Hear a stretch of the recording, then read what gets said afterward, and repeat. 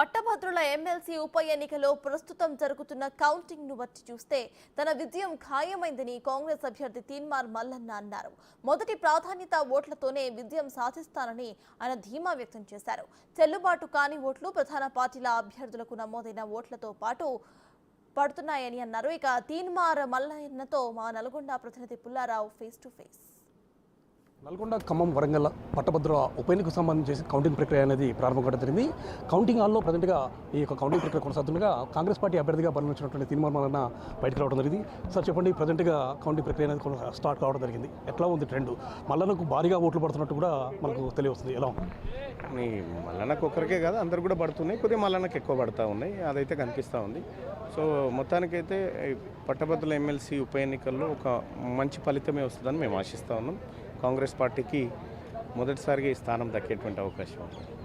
అదేవిధంగా 34 స్థానాలు ఉన్నటువంటి, అంటే ఈ 3 జిల్లాల పరిధిలో, ఉమ్మడి జిల్లాల పరిధిలో 33 స్థానాలు కాంగ్రెస్ పార్టీకి సంబంధించినటువంటి ఎమ్మెల్యే అభ్యర్థులు ఉన్నారు. వారందరూ కూడా మీ విజయం కోసం అని చెప్పి విశ్వసమైనటువంటి కృషి చేయడం జరిగింది. సో ఈ విధంగా చేశారు కాబట్టి మొదటి ప్రాధాన్యత ఓట్లలోనే మీ విజయం సాధ్యమవుతుందని చెప్పి అనుకోవచ్చా?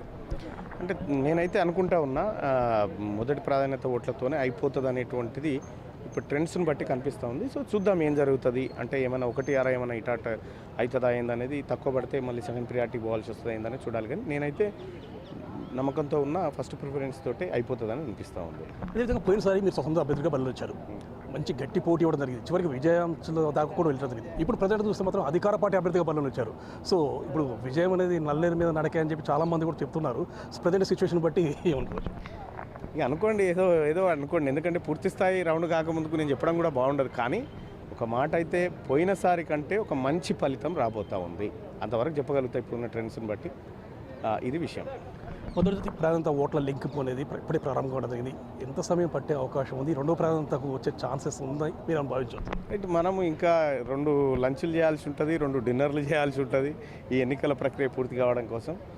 కావాలంటే కాకపోతే ఒకటి ఏంటంటే, ఫస్ట్ ప్రిఫరెన్స్తో అయిపోతే మట్టుకి త్వరగానే అయిపోతుంది. లేదు అంటే మట్టుకి కొంత ఒక 4-5 గంటలు ఆలస్యం జరుగుతుంది, అంతకంటే ఎక్కువేం పట్టది. నాకు తెలిసి రేపు మధ్యాహ్నం వరకు లేదంటే ఈవినింగ్ వరకు క్లోజ్ అయిపోవచ్చు. అయితే బయట జరుగుతున్న చర్చ ఏంటంటే, మొదటి ప్రాధాన్యత ఓట్లతోటే దాదాపు మల్లన్న గట్టెక్కుతాడు, లేనట్లయితే రెండో ప్రాధాన్యతకు వెళ్తే మాత్రము కొంచెం ఇబ్బందికరమైన పరిస్థితులు ఎదుర్కొనే అవకాశం ఉందని చెప్పి ఒక చర్చ అయితే కొనసాగుతుంది. దీని విధంగా చూడవచ్చు. ఎందుకంటే ఈ ఓటింగ్ సిస్టమ్ పైన అవగాహన లేని వాళ్ళు చెప్తారు. 3వ ఎన్నిక నేను దీంట్లో ఎదుర్కొంటా ఉన్నా, ఎట్లా ఉంది, ట్రెండ్స్ ఏంది, వ్యవహారం ఏంది అనేది పూర్తి అవగాహన ఉంది కాబట్టి చెప్తా ఉన్నా. ఎలాంటి ఇబ్బంది లేదు, కాంగ్రెస్ పార్టీ గెలవబోతా ఉంది. అదేవిధంగా చాలామంది ఇప్పుడు దీనికోసం అంటే ఇన్వాలిడ్ లాస్ట్ టైం చూస్తే మాత్రం చాలా ఎక్కువగా పోల్ కావడం జరిగింది. అవేర్నెస్ కార్యక్రమాలు తీసుకొచ్చామని చెప్పి అధికారులు కూడా చెప్పుకుని పోతున్నారు. ప్రజెంట్ సిచ్యువేషన్ చూస్తే మాత్రం ఇన్వాలిడ్ ఎక్కువగా పడుతున్నాయని చెప్పి వస్తుంది. అదే బాధాకరమైన విషయం. ఇన్వాలిడ్ ఓట్లు చాలా పోల్ అవుతూ ఉన్నాయి. తీన్మార్ మల్లన్నకు ఎదురుగా రైట్ టిక్ కొట్టిపోయినారు, లేకపోతే ఇక వాళ్ళకి నచ్చింది రాసిపోయినారు. మళ్ళీ అట్లా కొన్ని ఓట్లు డ్యామేజ్ అయినాయి. సో అవగాహన కల్పించాల్సినటువంటి అవసరం అయితే ఉండే. మరి ఏం అవగాహన కల్పించారో ఎలక్షన్ కమిషన్ వాళ్ళు చూడాలి. కానీ మేము ఎంత ప్రయత్నం చేసినా కూడా కొత్త ఓటర్లలో ఇంకా అవగాహన రాకపోవడం బాధాకరం. ఎందువల్ల ఇదే విధంగా రాలేదని చెప్పి భావించండి. అంటే వీళ్ళకు అవగాహన లేక, పట్టభద్రులకు ఎట్లా ఓటింగ్లో పాల్గొనాలి, ప్రిఫరెన్షియల్ ఓట్ ఎట్లా వేయాలి, 1, 2, 3 ఎట్లా వేయాలి, ఎట్లా దాన్ని మన ఓట్ని క్యాలిక్యులేట్ చేస్తారు, మొదటి ప్రాధాన్యత ఇచ్చిన తర్వాత మళ్ళీ మొదటి ప్రాధాన్యత ఇంకోరికి ఇవ్వకూడదు అనేటువంటి అవగాహన పూర్తి స్థాయిలో కలగలేదని నేను అనుకుంటా ఉన్నా. భవిష్యత్తులో కలగాలి. అయితే అభ్యర్థులతో పాటు ఇన్వాలిడ్ ఓట్లు కూడా పోటీ పడుతున్నాయి అనే విషయం మాత్రం బయటకు వస్తూ జరిగింది. సో ఈ విధంగా జరిగితే టాప్ 5లో ఉన్నాయి ఇన్వాలిడ్ కూడా. ఈ ఇన్వాలిడ్ ఓట్లు కూడా టాప్ 5లో కనిపిస్తూ ఉన్నాయి, పోటీ పడుతుంది. ప్రజలకు చూస్తే మీ విజయం అయితే అంటే ఎక్స్పెక్ట్ చేయొచ్చా? నేను అభ్యర్థిని కాబట్టి ఎన్నికల్లో గెలుస్తానటువంటి భరోసాతో ఉన్నా కాబట్టి నాకున్నటువంటి అంచనా ప్రకారం గెలుస్తాను నమ్మకం ఉంది. ఇది మొత్తానికి ఉప ఎన్నికకు సంబంధించేసి జరిగినటువంటి ఈ యొక్క కౌంటింగ్ ప్రక్రియలో తనకు భారీగానే ఓట్లు నమోదవుతున్నది జరుగుతుంది. మొదటి ప్రాధాన్యతతోటే నేను గట్టెక్కుతాను. సో ఇక్కడ ఒక బాధాకరమైన విషయం ఏంటంటే, ఇన్వాలిడ్ ఓట్లు కూడా పెద్ద ఎత్తున కూడా నమోదవుతున్నాయి.